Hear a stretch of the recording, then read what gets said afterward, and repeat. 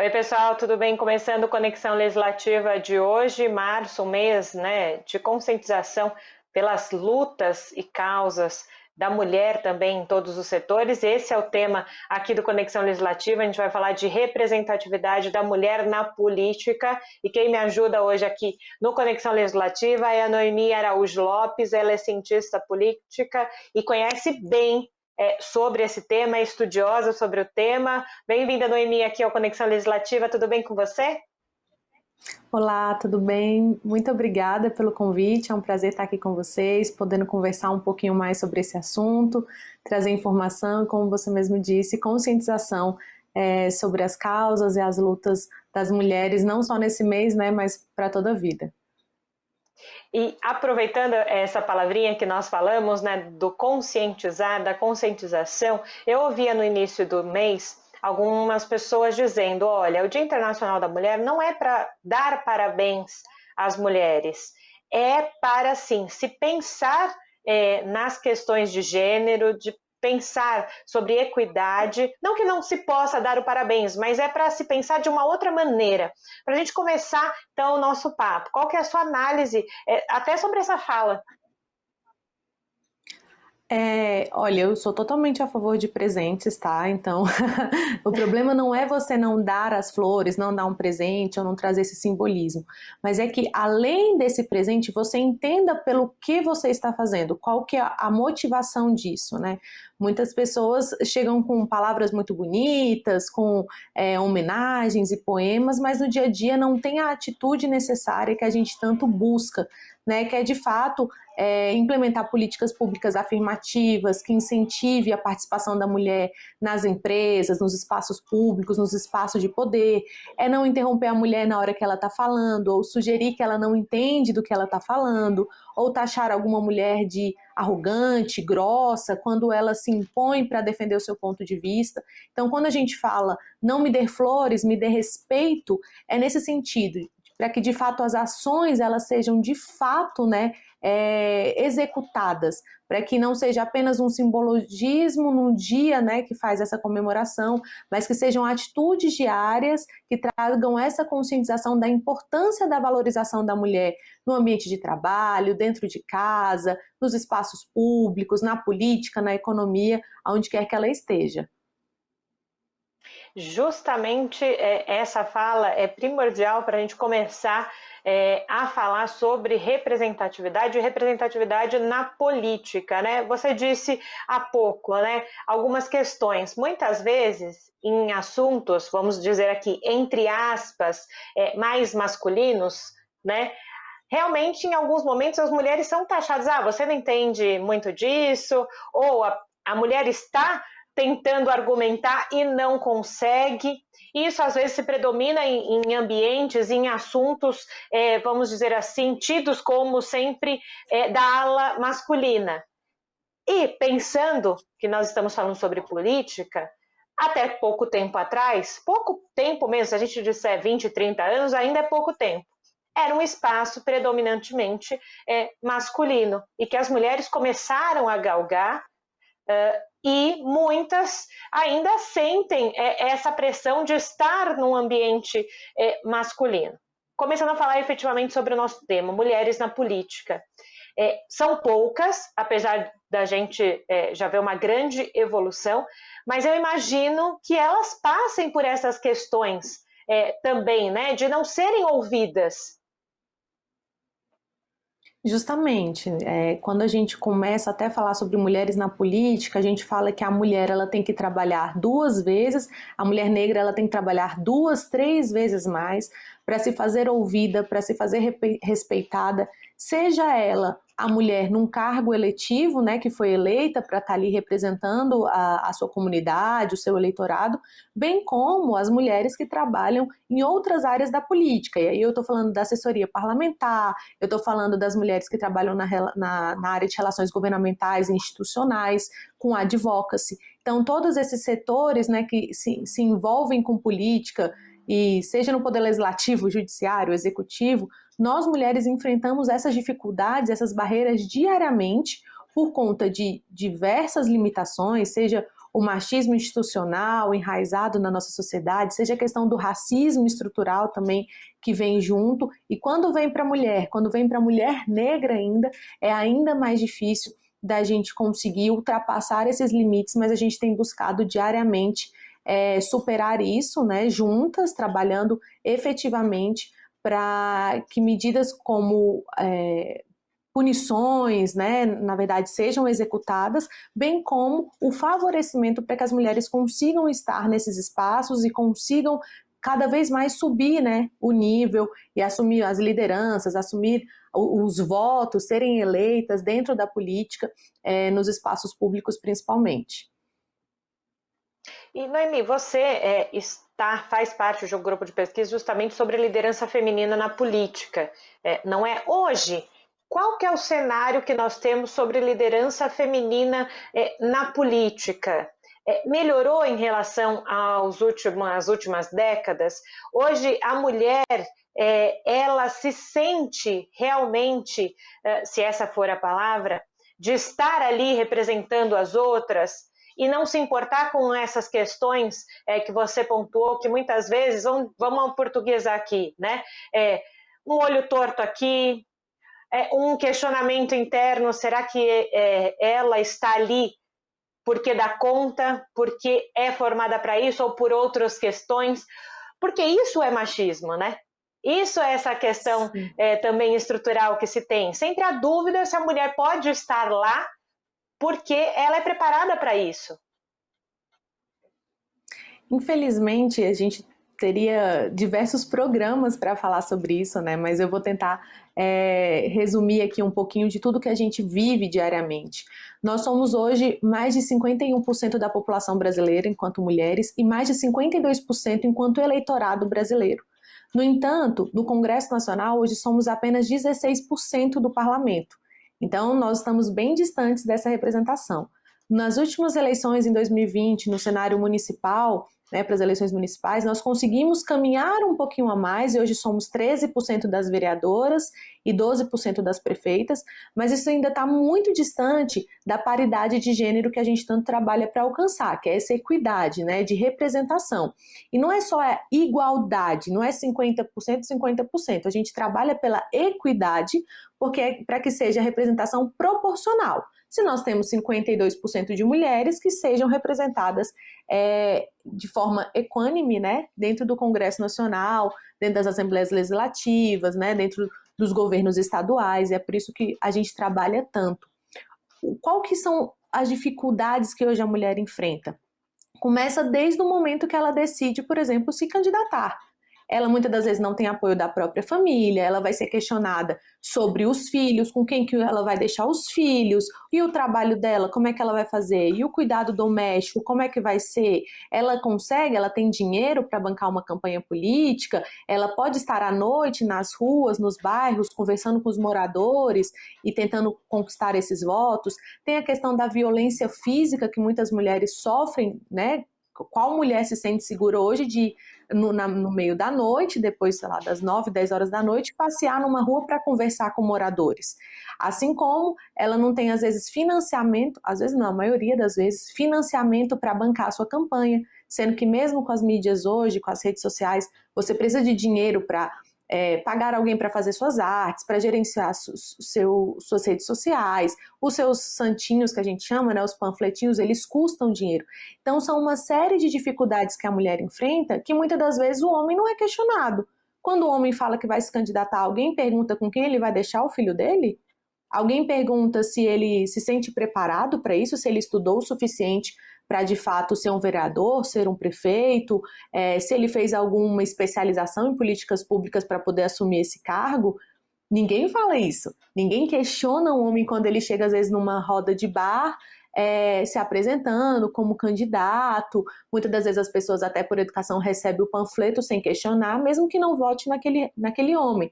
Mas quando é uma mulher, nós notamos diariamente isso que a gente até chama de violência política de gênero, né? Dentro desse ambiente político, o que cada vez mais desincentiva a mulher a se candidatar, a se colocar à disposição de um partido, a enfrentar uma campanha até o final, porque diariamente ela é desestimulada a isso.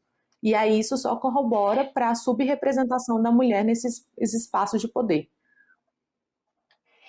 E essa falta, né, de estímulo, né, pegando o gancho nesse final da sua fala, é o que talvez me preocupe mais. Não que as outras não se preocupem, não que as outras questões que você apresentou não seja para se pensar. Mas quando eu pego com essa questão do estímulo, você tira também, às vezes, a vontade de uma mulher de querer seguir na carreira política e por essa falta de estímulo, mude o pensamento, melhor não, né? E você acaba entrando no bolo do que é cultural no Brasil, né? De se colocar essas questões, porque sempre tem que se colocar a questão materna da mulher à frente do profissional, né? Já pré-julgam a mulher por ela querer daqui a um tempo ser mãe, ou por ela já ser mãe, e como é que vai dar conta de tudo? É preciso ainda se discutir mais essas questões na sociedade, não só num mês como março, que a gente está falando de Dia Internacional da Mulher? Com toda certeza, porque é justamente esse incentivo que falta para a gente fazer qualquer coisa na vida, né? Muitas das vezes, quando a gente vai até fazer algum plano, mudar de casa, às vezes conversar com os nossos próprios amigos, nós sentimos essa necessidade de afirmação, de apoio, de incentivo. Então, ainda mais para a mulher, num ambiente que ele é tão pesado, que ele é tão difícil, que você enfrenta diariamente barreiras que te desincentivam todos os dias.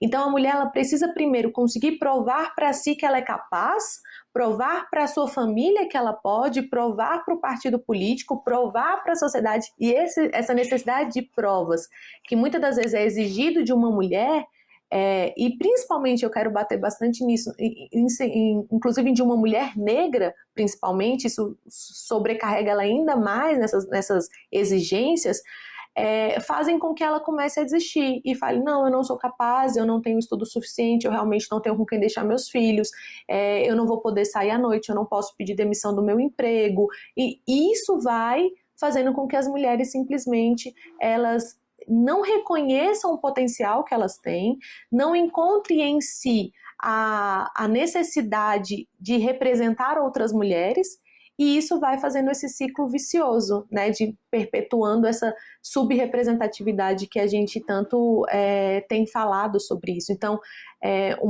dos trabalhos que eu tenho atuado enquanto ativista, né, dessa causa, é mostrar para as mulheres que elas são capazes, que por que não você pode se candidatar? Por que não você não pode ser a representante da sua comunidade? Por que não? E quando a gente às vezes começa com um curso de formação política para as mulheres, a gente fez aqui em Brasília um desses cursos, e no primeiro dia do curso a gente pergunta quem tem interesse em se candidatar, e assim, 1/5, acho, da turma levantava a mão, porque já eram mulheres já afiliadas, que já tinham participado de alguma coisa. E ao final do curso, o percentual de mulheres que se veem possíveis candidatas aumentam de forma significativa e nos traz muito otimismo. Mas o que a gente percebe foi até uma coisa que você falou, desse pré-julgamento. As mulheres não têm a possibilidade de serem perguntadas se elas querem ou não querem, se elas podem ou não podem, ou se elas estão dispostas. Simplesmente a sociedade já rotula e já traz essa estigmatização de que ela não pode, que ela não vai dar conta, que ela não consegue, que com a maternidade é mais difícil, com uma deficiência física é praticamente impossível, sendo que nós temos hoje senadora, né, a Mara Gabrilli, que tanto representa pra gente essa questão das mulheres com deficiência dentro do parlamento. Nós temos mulheres mães que estavam amamentando dentro do plenário. É fácil? É lindo? Não, não é. Mas assim como a mulher também pode estar, o homem também pode estar com seu filho, né? Por que o filho não pode estar lá com ele? Então, essas taxações, né, antes mesmo da mulher ser questionada da vontade dela, que precisa ser de fato combatido, conscientizado e eliminado o quanto antes. Justamente, e você toca num assunto muito importante quando a gente está falando. Ser mulher já tem os seus percalços, não é? Ser mulher negra na nossa sociedade tem um coadjuvante a mais, né? Nós estamos falando aqui de mulheres na política, falando de mulheres negras, e aí eu me lembro da Benedita da Silva, uma das grandes expoentes também de mulher negra que está na política e é atuante, não é? Será que um A dia, Benedita, já que dizem que é... Diga.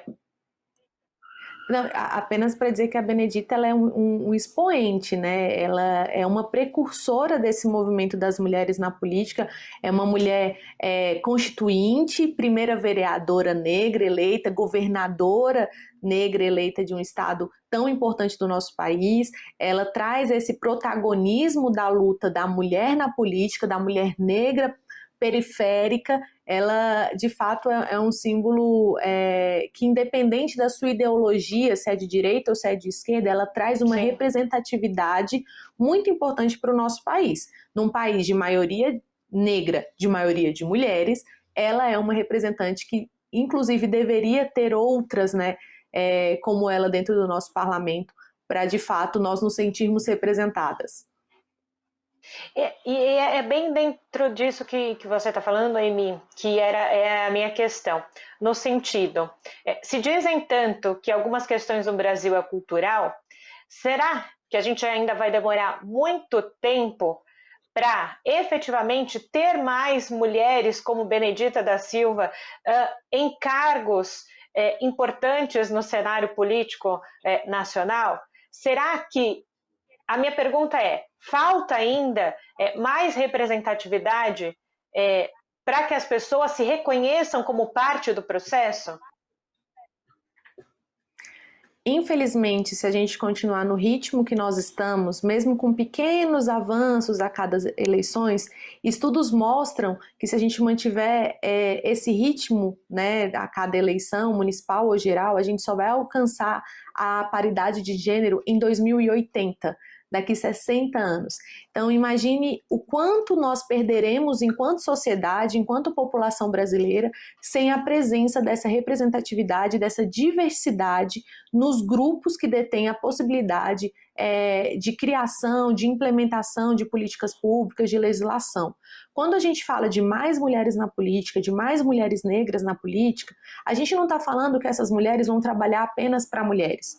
Que todas as propostas que elas apresentarem vão impactar apenas as mulheres. Quando a gente fala de um grupo diverso, representativo de vários estados do Brasil, com seus diferentes históricos, né, experiências de vida, raça, crenças, a gente fala de uma pluralidade de ideias que naturalmente construi políticas públicas mais inclusivas, mais assertivas, mais eficientes.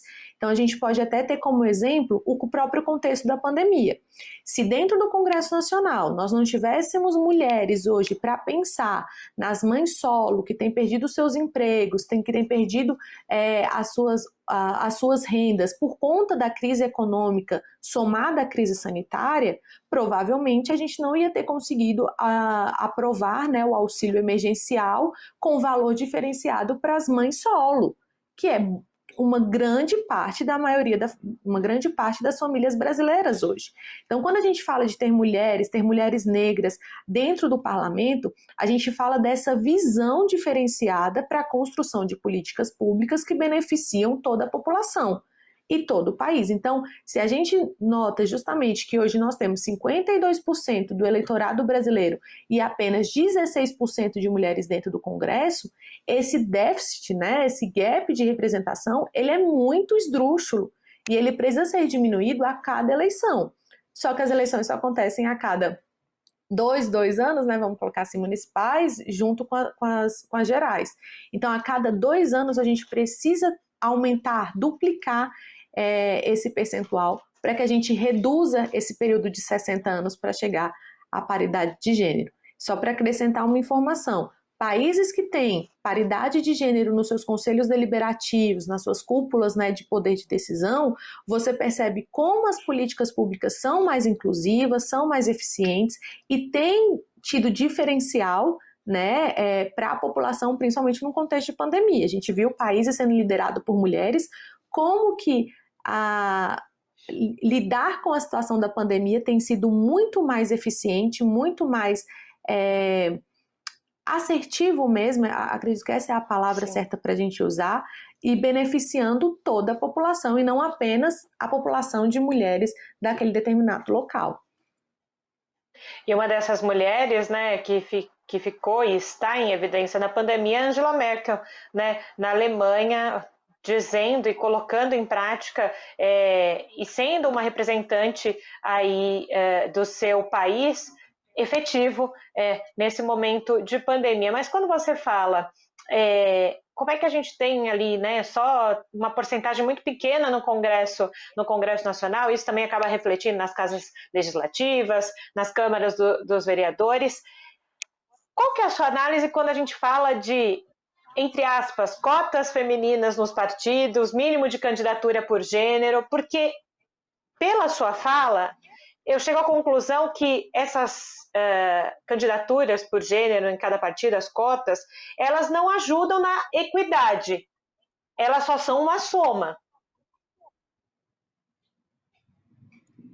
Na verdade, a política de cotas ela é extremamente necessária para o nosso país como um todo, principalmente por conta do nosso histórico, né, e em relação à escravidão com a população negra, e principalmente com essa questão da falta de representação das mulheres na política. Quando a gente fala da política de cotas, a gente tenta diminuir esse tempo de atraso, de tanto tempo sem representação nos espaços de poder, nas escolas, nos lugares onde, né, a população branca hoje tem esse privilégio de estar.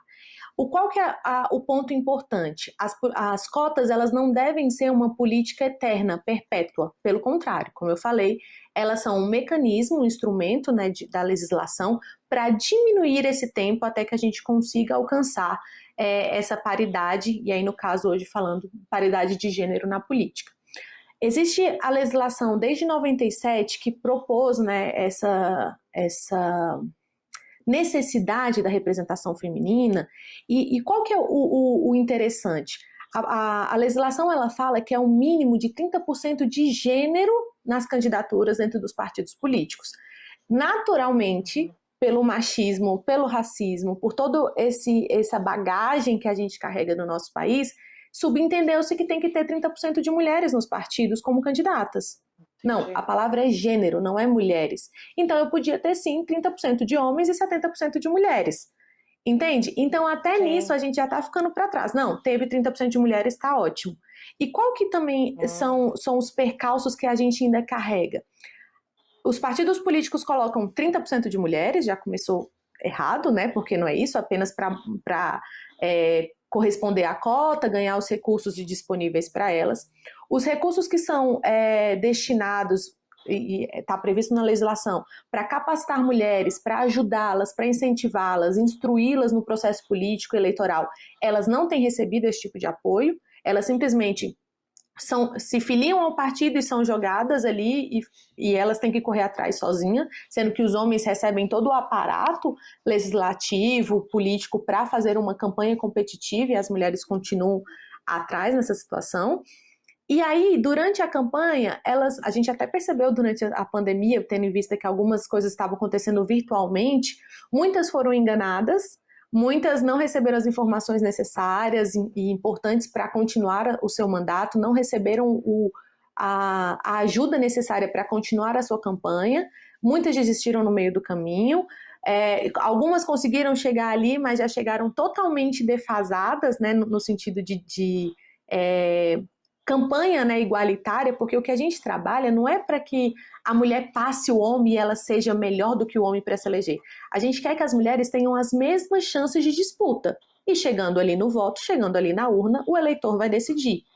Entende? Então, hoje, colocar as candidaturas, as cotas nas candidaturas, elas têm ajudado, ainda de forma difícil, de certa forma, assim, devagar, mas elas têm tentado acelerar para que a gente consiga essa paridade de gênero, mas o que a gente também tem trabalhado é para que a gente consiga essas cotas dentro das cadeiras, porque senão não adianta, vai chegar na hora do voto, ela não conseguiu fazer uma campanha justa, uma campanha nos mesmos níveis que o homem, ela não vai conseguir se eleger. Então as cotas precisam estar nas cadeiras efetivas para que mulheres sejam eleitas de fato, até que a gente chegue num nível de paridade onde os dois estão ali equiparados na disputa, na representação, e aí as cotas não sejam mais necessárias, nem para mulheres, nem para mulheres negras, os negros, enfim. Esse é um mundo ideal que a gente tanto sonha, mas que ainda está bem longe de acontecer por falta dessa conscientização da importância dessa política para a população brasileira. E é por isso que a gente traz você aqui hoje, Noemi, para você que está dentro também, né, dessas pesquisas, desse ativismo, para contar para a gente. Essa sua explicação com relação às cotas de gênero foi essencial. Talvez muitas pessoas que estejam assistindo nesse momento Conexão Legislativa não soubessem dessa informação e tivesse ainda essa informação que fosse 30% só de mulher, não de gênero, né? E aí traz a importância da gente colocar o assunto na roda, da gente discutir. E nós estamos aqui na reta final do programa, Noemi, mas é importante, eu quero só falar sobre discutir gênero e sobre representatividade feminina nas escolas, lá com as adolescentes e com as jovens também, não só com as mulheres, mas com os garotos também. Justamente, eu entendo hoje que a falta de informação tem levado a gente ao erro, porque o desconhecimento, o pré-julgamento de alguns termos, como a própria palavra gênero, tem nos fechado enquanto cidadãos para um debate tão importante e necessário na nossa população.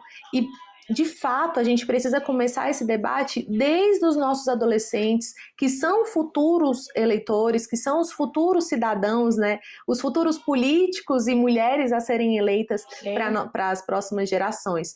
Então, inclusive, a gente tem trabalhado isso, diversas entidades, ONGs, né, têm se juntado para trazer esses cursos de formação política dentro das escolas, fazendo mulheres líderes, né, meninas líderes. Muitos podcasts hoje estão voltados para trazer essa informação para a juventude, que hoje tem acesso à internet, tem acesso, né, às mídias sociais, pode ouvir, pode conhecer por vídeos, videoaulas, enfim, para que a gente conscientize essa juventude a importância de se debater política, sim. Essa questão que a gente foi ensinado de que política não se discute é um dos piores ensinamentos que fez com que a gente se atrasasse tanto nesse debate que é tão rico para a nossa democracia. Então, a partir do momento que a gente começa a trazer essa informação de qualidade, para se gerar um debate dinâmico, saudável entre a juventude, para que ele já chegue na sua idade dos 16 para 18 anos, quando estiver apto a votar, conscientes do seu papel enquanto cidadão, da necessidade de exercer a sua cidadania e fazer com que a democracia seja fortalecida diariamente, naturalmente a gente já começa a formar novos líderes, novas mulheres líderes que serão os nossos representantes no futuro e farão com que, de fato, as políticas públicas a serem desenvolvidas sejam políticas públicas a longo prazo, bem pensadas, bem planejadas, sempre trazendo essa questão da diversidade, da representatividade como importantes pontos a serem debatidos e construídos para que a gente consiga, né, fortalecer de fato a democracia que é tão importante para o nosso país e que muitas das vezes tem sido ameaçada, e isso é algo muito grave, né, enquanto república, enquanto país. Então a gente precisa manter isso saudável, né? Sim. É isso mesmo, e com essa sua fala, infelizmente a gente termina o Conexão Legislativa de hoje, mas deixando um gostinho de quero mais, e já te deixo o convite para uma próxima oportunidade, você voltar, a gente falar mais sobre essa questão de gênero na política e das mulheres. Te agradeço então, Noemi Araújo Lopes, pela sua contribuição hoje por aqui, tá bom? Obrigada. Muito obrigada a vocês, foi um prazer. Conheçam as redes sociais, né? Existem várias ONGs, várias entidades trabalhando em prol desse conhecimento, dessa informação. O Instituto de Estudos Legislativos e Políticas Públicas, o IELP, que foi lançado no mês passado, tem esse objetivo de trazer essa informação de qualidade, técnica, para o cidadão, né, de forma acessível, para que juntos a gente possa trabalhar entender mais sobre a política do nosso país, afinal, tudo é sobre política e nós fazemos parte dela. Então, muito obrigada e até a próxima. É isso mesmo, obrigada. Você que está em casa já sabe, né? Corre lá no nosso canal do YouTube, compartilha a informação de qualidade e a gente se encontra então em outro momento aqui na Rede Alesp. Tchau!